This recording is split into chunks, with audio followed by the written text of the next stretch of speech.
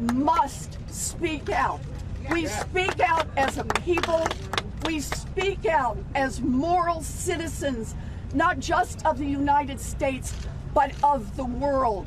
We will stay here at Homestead until this facility releases these children and closes down. When you have comprehensive reform, why does it bring in $158 billion in 10 years? Because people come out of the shadows, they start paying taxes, you bring in talent, you have a whole different immigration system, more akin to what we had many years ago.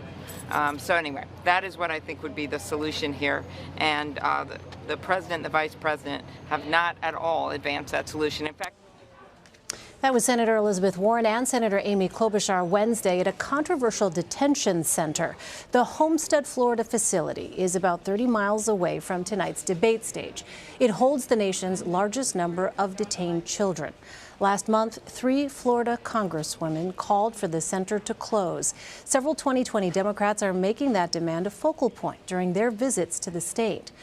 It's not only Klobuchar and Warren. Congressman Eric Swalwell visited yesterday, and more are expected throughout the week. Joining me now is CBS News national correspondent Manuel Bojorquez. He is on the ground in Homestead, Florida, and has been covering this story.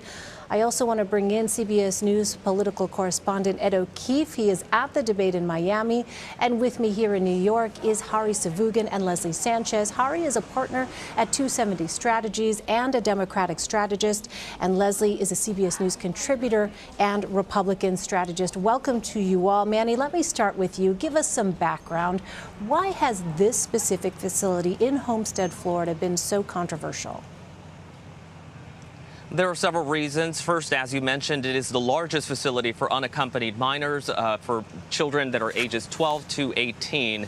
But recently, there was a group of lawyers who were able to gain access into the facility, and they filed a court brief. And in it, they described what they call as prison-like conditions for these minors. They said some of the restrooms were unsanitary, and even worse, according to them, they believe that there was trauma here to the minors, that there was, because of the isolation, the time they spend here, the chance for emotional and psychological issues to manifest themselves later in life. Now, the company Caliburn that runs this shelter has argued against that, saying that the visit by the candidates really, in their view, is to score political points, and that they take the emotional and physical well-being of these children very seriously, it being their primary concern.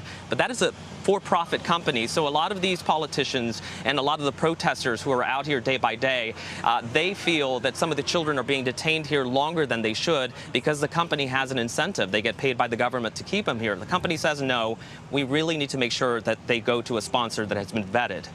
So during their visits today, Manny, Senators Warren and Klobuchar were not actually allowed inside the facility. So what are candidates saying about Homestead and how it might relate to their own platforms? Well, they're relying a lot on what those lawyers and some of the protesters who are out here every day are saying. Interestingly enough, some of the protesters have been able to at least peek over the fence. They have set up ladders on this side of the street, and they're able to get up there and with binoculars, and some of them have signs, big hearts, that they want to let these children know that they're here supporting them. So some of the candidates have been able to take a quick peek inside by getting on those ladders and seeing for themselves what's going on, at least from that vantage point. All right, Manuel Bojorquez in Homestead for us. Manny, I know you have to get to some other reporting. Thank you. Ed, let me turn to you. What are you going to be looking for then, based on what we have seen there in Homestead in the last 12, 24 hours or so when it comes to this issue of immigration? Because the candidates aren't going to have all that much time when you break down how many candidates there are. Yeah, nobody on stage tonight, Elaine, should be anticipating more than 10 minutes of airtime at the most. We're now likely to see Senators Warren and Klobuchar especially talk about the fact that they visited the facility. But you'll also likely hear, if they're asked, Julian Castro, the former HUD secretary, Beto O'Rourke, the former congressman, talk about their immigration plans that they've unveiled in recent weeks, seen as more progressive, far bolder than some of the other proposals out there. Castro especially has pushed to essentially take exactly what Donald Trump is doing in terms of asylum seekers and turn it on its head. Has gotten a lot of credit in liberal corners for doing this, but there's a lot of questions about the practicality. So undoubtedly it will come up.